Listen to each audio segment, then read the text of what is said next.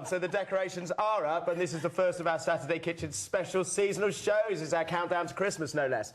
And to set us off, our special guest is the king of Christmas music. He's on his way. Can you hear it? The sleigh's dropping to roll. Oh, my goodness! It's definitely here. It's the legend that is Sir Cliff Richard. He's going to get us ill in the Christmas spirit. Welcome to the show.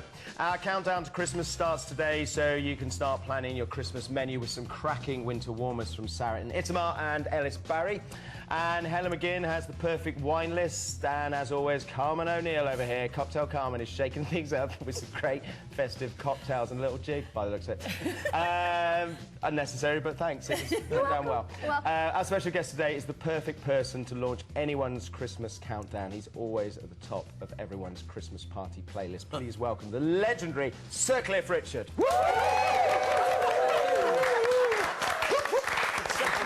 Sir Cliff, welcome. Thank you so much for coming. We're very, very excited. Oh, it's a pleasure for me to be here. That's very, very fabulous. Kind. You've got a new Christmas album out? Yeah, I have, actually, and it's only been out a couple of, well, a week and a bit. And currently, you're battling it out in the charts. You're sandwiched between Stormzy and Swiftie.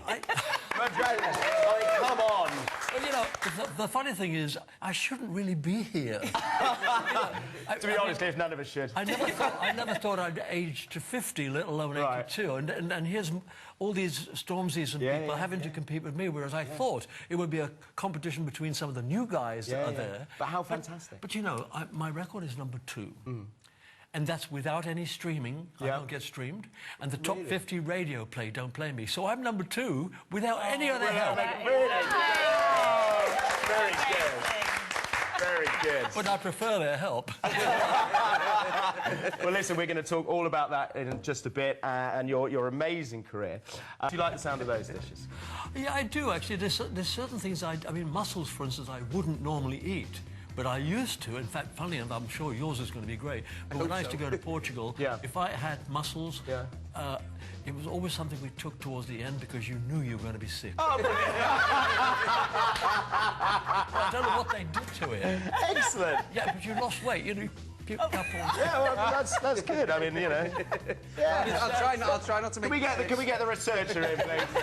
I'm sure we must have had this chat. Did you say it was a soup? Yes, we're doing a little mussel and olive oil soup based on a traditional Welsh dish, actually, with a bit of slow-cooked lamb on top. You're going to love it. It's delicious. Oh, good. Okay, I look forward to tasting it. And I don't know if you've noticed, but our Helen here is wearing a dress.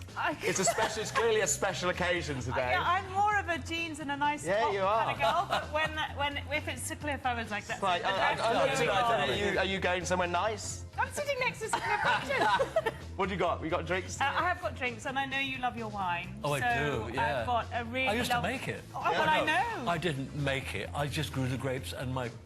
You did the important bit. Yeah, the winemaker made it. Yes, he was a very good winemaker as well, I remember. Yes. But we've got the perfect Christmas white, I have to say. Yep. And we've got a cider with Ellis's dish, which is a bit different because I normally go straight to wine. But okay. Yeah, good. I normally go straight into drink. That's two of us. Cocktail Carmen at the end there. Hello, hello. How are you? We are excited. We are very excited. Okay. I'm doing a Christmas punch. I'm doing a mince pie whiskey sour. Oh, my goodness. Oh, sorry. And breakfast in a glass with a little bit of clementine nice. pomegranate mimosa. And you also have come dressed as a St. Patrick's Day parade. I have. It's Christmassy. And it helps when I shimmer it and then, like, it catches the camera. Yeah. Okay. Right. Okay, Cliff, incredibly, a huge oversight on our part. This is the first time you've ever been on this show. Yes. So apologies. Hopefully not the last. But no, it won't be the last. Don't worry about that. As long as you like it, of course. Now, listen, at the end of the show, food heaven, food hell. What's your idea of food heaven? And it's pretty specific, wasn't it? Oh, I was born in India, and I've always loved, and even last night, I had a chicken tikka masala with rice and spinach and mushroom bhaji. Yeah. Okay, and you had this last night as well? Yes, I did. And what about... I love all these bhajis because when it comes to the bill, it's argy bhaji. And what about hell? What? And what about your food hell? Oh, my real hell is raw oysters. Okay. I can't bear them in my mouth. In fact, I don't think you're having oysters today? No. No. You might have octopus, which was also on our list as well. But you know what? It's also Matt's hell because he watched a film about an octopus and now There's a very, very good film out on Netflix called My Octopus Teacher, and ever since I saw it, I can't eat oysters. unless obviously you make me do it today. Yes. So if the viewers give you heaven, it's going to be an Indian restaurant classic. So this chicken tikka masala uses thighs, going to marinate that in yogurt and some spices. I'm going to slow cook it with loads and loads of onions, some garam masala, some chilli, some turmeric, and I'm going to finish that with a little bit of double cream for extra richness. I'm going to serve it with a mushroom and spinach bhaji and some mushroom pakoras and rice. Delicious. However, if they vote for hell, I'm going to cook something I swear I'd never cook again after watching that film, My Octopus Teacher, but hey, here we are, I'm fickle. So I'm going to make a rich octopus ragu packed with red wine and tomatoes, some fennel, some smoked pancetta. I'm going to slice up the octopus whilst in tears, and I'm going to serve it with some soft Parmesan polenta. Don't make me cook that. You're going to have to wait to the end of the show to see which one the viewers vote for. So to vote for Cliff's Food Heaven or Hell, log on to the Saturday Kitchen website where you can view the terms and privacy notices. Then Brussels sprouts, roasted Brussels sprouts, the best thing Delicious. there is. I love a sprout. Delicious. You keen on the Brussels sprouts, Sir Cliff? Pardon? Brussels sprouts? Yeah, I can make Brussels sprouts. Do they go down with you well? You like Right down. Enjoy them? Right, Joe, brilliant. We're back there. Right, this is all cooking and rendering. Right, let me take this over. So I've got a bit of work to do here, Hel, so you Okay, shall I crack on? I'll bring you the gravy. Thank you. Fine. So, Matt, I know you love a white burgundy.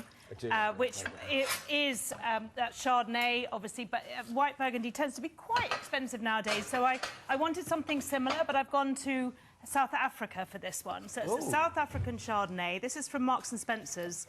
It's from a producer called Journey's End, who are fantastic, and this is their honeycomb Chardonnay. So it's from vineyards around Stellenbosch.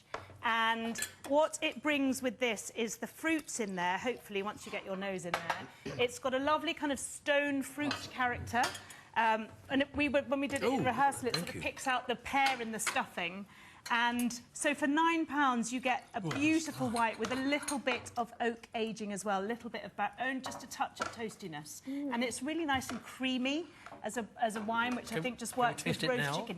You go, absolutely, yeah. Don't hold back. You tuck into that. Yeah. Cliff, tuck into that. Thank you. As soon as you can. Let me try this, because That's very nice. I'm a big fan of Very this. nice. Do you like? How's the Beautifully fruity. It works really. It's so bright and gorgeous fruit and just that lovely kind of creamy, toasty character at the end. It tastes like a big bottle of wine, that doesn't it? Yeah. So it tastes as if it should be twice I mean, as much. it says, you know, Yeah. on the label, it says exactly what it is. Yeah. How is your Christmas dinner going? Well, I can't believe it. This is so tender. I'm cutting it with my fork. Yeah. It's delicious. Really delicious. Beautiful. Really delicious. Before you put that in your mouth, tell us what you're eating. Hang on a minute. You can eat that. You're about to go to a VT. Rick's going to come on in a minute. You can eat it then. So we've got the most beautiful mussel and lamb cowl. Yeah. Yeah, so, yeah, it's beautiful, yeah. Stay tuned. Don't forget, if you want to join in the conversation, you can find us on social media using the hashtag Saturday Kitchen. And will Sir Cliff be facing his Food Heaven chicken tikka masala with mushroom and spinach bhaji, just like he had last night? Or his Food Heaven octopus ragu with soft polenta? Not that I want to sway the vote, but I really don't want to cook octopus. It's going to kill me. It's going heaven currently. Oh. Thankfully. Thank you, guys. Because people love him. Obviously, it's... Exactly. Obviously, it's your decision. Don't let me sway that at all. Log on to the website now and have your say. Right. Cliff, let's talk about your third Christmas album, your third dedicated Christmas album. Now, when you sort of go about deciding what tracks to put on, I mean, how do you do it? Well, I mean, if you're a singer, you really want to sing songs that you like. OK. And so far, I've worked with people like Bruce Welsh, who used to be in the Shadows. He has what we call a great ear. So he'd hear a song and say, you can't say it's going to be a #1, but he'll say, I think this could be a hit. Oh, really? And in those early days, you know, you could just get into the top 20 and sell 250,000 records. So that's how you do it. So even still, the record company gave me about 150 classic Christmas songs. Yeah. And I chose 9. OK. No, 10. And then I said to them, "But what about if I can find a couple of new ones? Because I've had success with new songs." Yeah. And they said, "Send them to me." So I sent them 3, 2 of them written by friends of mine, and they loved them. So they're on the album as well. Yeah. But the interesting thing is, it's not just the songs. I like all the songs I sang. But to me, an album should have dynamics. Quite often I buy something that I've heard on the radio because I like the voice, and then the music sounds, it's like one straight line. So I got a rock and roller and a guy from Germany who did more stringy things, and one minute I'm singing, "Mary, did you know?" And the next minute I'm going, "Rockin' around." But you like that, right? Do you like that sort of I like eclectic dynamics on an album. So they gave me what I asked for, and it's number 2. Yeah. Yeah. And like you said, without streaming, without sort of, you know, being heavily played on the radio. Yeah, I don't know that people like at my age whether we're going to get into streaming, because streaming is mostly done by young people, and they probably won't even think of my name to put it in and say, "Can I hear Cliff Richard?" Even though they should. Of course they should. But then every year, you know, we listen to Mistletoe and Wine. It's one of, I believe you recorded that when you were 48, and it's still been played every single year. Well, you know, I think once you leave behind... I've been really fortunate. I've worked with some fantastic songwriters, and some of the songs I've been given, you know, you had to record them. Yeah. And therefore, I've left behind now with me... next year's my 65th year. So at the moment, it's 64 years of record successes, and I guess they'll always be there if people are interested in listening to them. But with the advent of the internet, which tends to favour a different age group, it's going to be tough for them to find me. Well, I mean, I found it amazing. Mistletoe and Wine was actually, it was your 99th single, isn't that? Well, was it? Yes, yeah. I mean, Doing your research. Well, do you know what made me think was because when you said, so you were 48 when you released that, Mistletoe and Wine, and that was your 99th single, and I read that and I think, you know, that's a lot to achieve by 48. You've already done it all. Can I do like this? So Helen and I did our own research last night. Usually we're sort of in separate hotels for our own safety. But last night we got together. We got together in a hotel bar, and we had a couple of drinks, and we were discussing today's show and the hits. Oh my word! And we got super excited. Yeah. Devil Woman. Yeah. Wired for Sound. Wired for Sound. We don't talk anymore. I mean, I wanted to come on roller skates, but they wouldn't let me in case I broke my hip. One of the best bits of an accolade, really, for me, came only about last year. My last album came in at number 5 in the charts. No, number 3, so it was in the top 5. And the chart people rang my secretary, and she rang me. She said, "Are you sitting down?" I said, "Yeah." She said, "Well, your record's at number 3. I said, "I know." She said, "Yeah, but what you don't know is that the chart people have called her and said that I'm the first person, and I might be the only artist who's done this. I've had a top 5 album in 8 consecutive decades." It's extraordinary. Well, it is, but it's something you can't plan. My feet have not touched the ground since. And that's second only to the knighthood, because it's something else you can't plan. Yeah. Something happens and you think, "Oh, my God, how lucky am I?" Yeah. Didn't John Lennon say that? There's something about John Lennon, he admired you at like a young age. He said, before Cliff and Move It, he's talking about music outside America. He said, before Cliff and Move It, there wasn't anything. Yeah. And I've blessed him for saying it, because quite often the press would be quite rude to me and say, you must feel bad that you're not cool. And I just say, John Lennon thought I was cool. Yeah. Scousers are cool, aren't they? They are, Ellis. But, I mean, I think back. I mean, there's a certain sort of... There's a constant that goes on. I mean, we were discussing this last night. So every time I went on holiday as a kid, and I must have, and I remember I was probably 3, 4, 5, 6 years old, we'd get in the car, and I know we were going on holiday because my mum, she'll be mortified about this, she would start singing Summer Holiday. And that was the only reason I knew that we were going away. Yeah. I mean, we were talking earlier, Lofty over here on the camera behind us. Lofty, how old are you? 73, 74? And he loves Living Doll. That was the one that he was talking about. So there's always, I mean, for every generation, there's a Cliff classic. Yeah, but it's still, it's the thing that bugs me is that in the advent of the internet, and then a lot of new artists coming in, somehow or another it's become that if you're over the age of about 30 or 35, you don't get the airplay. when I started, rock and roll and radio, hand and glove. Yeah. You made your songs to be played on the radio, and if your record came in the charts, it was played more. If you got to #1, you were the most played person in the country. So it's changed now in that they do definitely favour the younger generation. And I always wonder why they can't be more like tennis players who an 18-year-old can play a 36-year-old in the case of Nadal or Djokovic. So the older guys are allowed to compete with the younger guys. So in a way, they've taken away the competition. So it's a miracle that my record's #2. It really is a miracle. Well, congratulations. I mean, it's just amazing. Yeah, you're competing with some big names, so that it speaks to your talent and your longevity. Well, it's a lot of luck as well. You don't have to tell me that. That's for sure. Anyway, let's breeze over that because I don't think anyone's noticed. Right, so lots of veg, very quickly, thanks very much. So julienne veg, just dress that in a little bit of dressing. So there's palm sugar in there, Thai fish sauce, a little bit of water, shallots, garlic, ginger, chilli. Mix, mix, mix, make it tasty. A little bit of that over the top. And then I got some fresh herbs, so a little bit of Thai basil. There's some dill in there. What else have I got? That was it. Oh, a little bit of mint. So a few herbs. A nice, light, fresh little starter for whenever, really. Right, so I'm going to take that over there. So, Cliff, if you want to just have a little taste of that. Look at that. See what you think. But yeah, I mean, there are so... Literally, I mean, Helen and I... Pass it on. Helen and I started with a bottle last night, and we thought, OK, we'll just have a few glasses of a bottle. Yeah. And then we ordered a second bottle, because there was just too much to talk about. We were singing Devil Woman by the end. Exactly. I want to... Anyway. Well, he was drinking with one. Correct. She's got a dark side, Cliff. Be careful of her. That's great.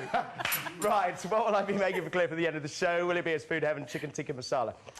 If so, I'm going to start by marinating chicken thighs in yogurt and spices before slowly cooking with onions, some garam masala, chili, turmeric, all finished with a bit of double cream. I'm going to serve that with a mushroom and spinach bhaji, some mushroom chorus, and some rice. Or will it be his food hell, which is also my hell? Not that I'm obviously trying to sway you. It's octopus. I don't want to cook it. Thanks so much. So I'm going to make a rich octopus ragu packed with red wine and tomatoes, some fennel, some smoked pancetta. Slice up the octopus. Going to serve that with soft parmesan. I mean, it's killing me to say it. Log on to the website now and have your say. How's your little salmon? Pardon? As it is, all right? Not sharing it. I think it's very good. Excellent. You're not doing anything different than anyone else does on this show, including me. What's impressive, watching it, it does look as though you know what you're doing. Did they put you up to this? I'm not sure. Lordy. Right, time for another company classic now. So this is a much smaller dish which we have on the taste menu. That's enough for me. Yeah. We got to gently sort of reintroduce you, haven't we? Yeah. Don't worry. Right, so to go with this, you've got a little citrus dressing. Yes, if you make this, get 1 orange, 2 lemons, 3 limes, all juiced up. Okay. That's sort of our base citrus. And again, you know the way Cliff was talking about the songs having different, or the albums having different notes running through it? I do that with my seasoning, so if I'm after acidity, you like this one? Oh, right. I didn't cut it. I just put it in the grill. It was me, wasn't it? And what's that? There's a bit of parsley oil. Parsley oil on top. Again, so we do equal quantities of fresh herbs to oil. So it was 100 grams of herbs, 100 grams of oil, and we take that to about 70 degrees in a blender. Sure. And then that'll keep the chlorophyll in there nice and green. Looks fab. Right. I've forgotten what it's called. What do you call it? So it's a mussel and lamb cowl. Yeah. Or mussel and olive oil soup with slow-cooked lamb breast. Brilliant.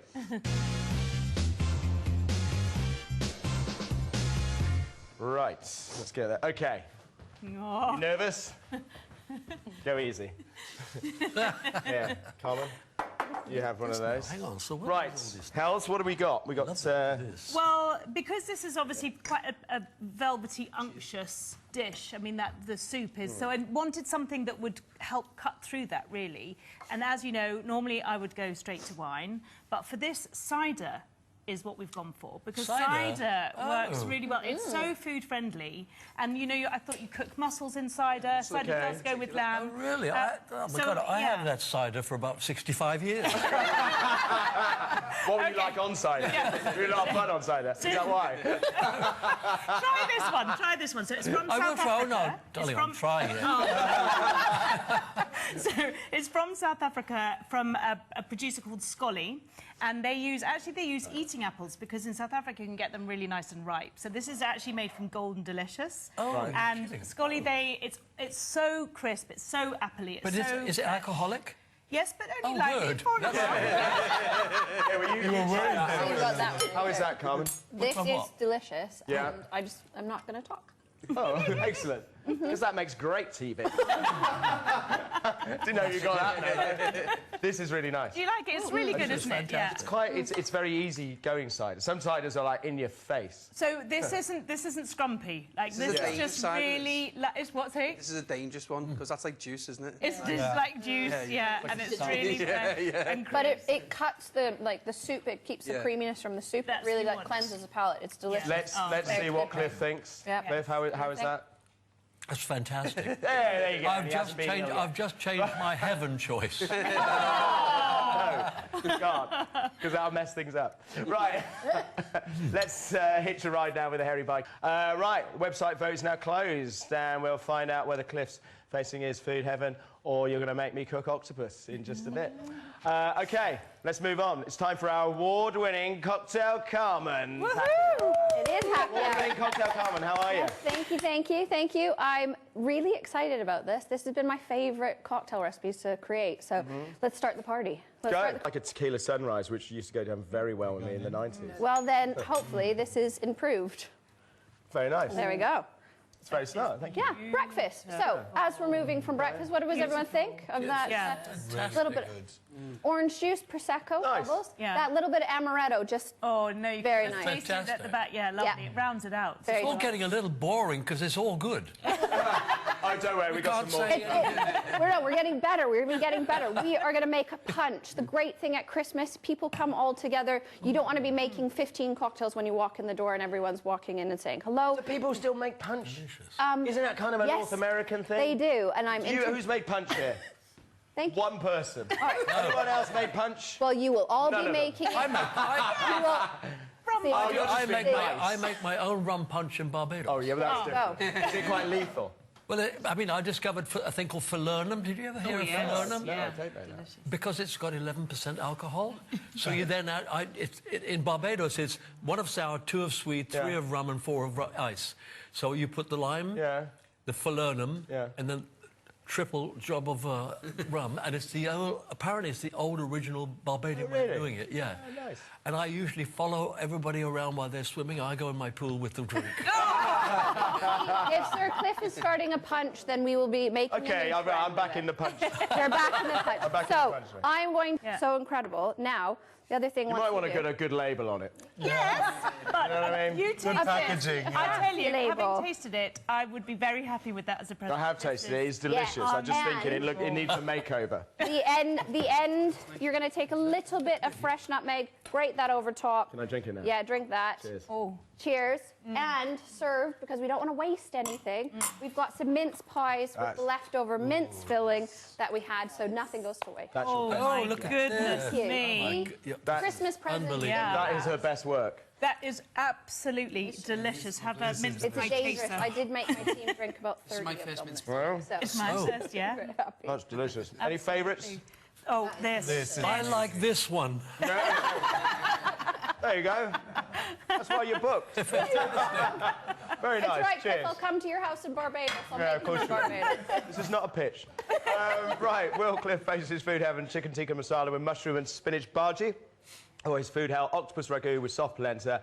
I really hope not. Let's find out after Nigella. She's going to show us how to make her Austrian Christmas cookies. Take a look. Thanks for that, Nigella. Nothing says Christmas quite like a posh jammy dodger to me. Thank you, Tom. Nobody else laughed. Anyway, time to find out whether Cliff's facing his food heaven or food hell. Could be heaven, chicken tikka masala. Could be hell, this boy, octopus. I don't really want to look at it because I find it sad. I want to hide Crying. it. What do you think you got? Do people love you or do they not love you? They love you. Of course they love you. 72%. Extra clip. We have to go through these motions, but of course, 72% of people want you to have heaven. Right, I'm going to... 72. I can't. Take that. Put it in... Oh, sorry. Now, Cliff, let's talk about... you're going on tour. Yes. My what? Blue Sapphire Tour. Blue Sapphire Tour. Wow. Yeah, it's the Blue Sapphire Tour because it's my 65th year and I discovered that the gem for 65 is a blue sapphire. Oh, exactly. Yeah. Oh, very good. My fans will figure it out. Maybe you'll get loads of sapphires thrown on. Because I had to Google it. Like I do every single year on my wedding anniversary. And where are you taking this? You got 6 dates in London? Yeah, I'm going to do 6 dates in London at the Apollo. And then I'm going to do Glasgow and Blackpool. I left everything a bit late, so we can't get any venues. You know, we left. I wanted to be at the Albert Hall, but I discovered that when we sometimes play at the Albert Hall, we have to book it 5 years in advance. Wow. Oh, wow. Wow. Sometimes 2 or 3 years in advance. So I left it too late to get my favourite venue. So tell me, I mean, of all the decades that you've been in the business, is there one, you know, if you could rewind to one, is there one favourite one? Would it be the venue? That started? Would it be the 70s? The decade. Oh, the decade. Oh, well, no. I suppose, in a way, I'm always going to love the 50s. Yeah. The 50s? Because that's the time when we learned about Elvis, Little Richard, Buddy Holly, the Everly Brothers, Chuck Berry.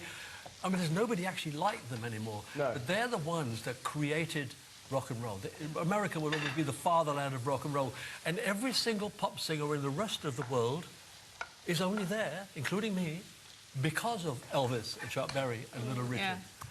They were a fantastic influence on us. And do you think there was much more kind of originality at the time, or is it more difficult now because it's been done? Well, it's only more Great question. It's- Come on. Sorry. It's only more difficult. It's only more difficult now is because we don't really sell millions of records anymore. So I'm really grateful that I started when I did, because I've got close to 300 million record sales already. Oh wow. Sorry. Rewind that. 300 million. 300 million. Yeah. So the thing is that nowadays people don't buy records. Yeah. So, you know, it's just one of those things. And so for me, I'm happy that I started when I did, because I saw the change. One minute it was Frank Sinatra, next minute it was Elvis. Yeah. And Elvis really... I don't think there'd be a Cliff Richard or even a Beatles if it hadn't been for Elvis and these guys. Because the Beatles are over the same age. So we'd have been listening to the same influences. And I still feel one day I want to live in America with all its problems. Mind you, we've got our problems here now. But I'd like to live in America. But the only thing that disappoints me about America is they don't have American fabulous, those cars. Yeah. They're all Japanese things and all that, you know, which is nothing wrong with the cars, but they all look the same to me. It's a curious reason not to like America, then. What drives you? You've got all the money you need. What drives you? Is it the performance? Is it to be out there still? Well, it's just that we're all brilliant.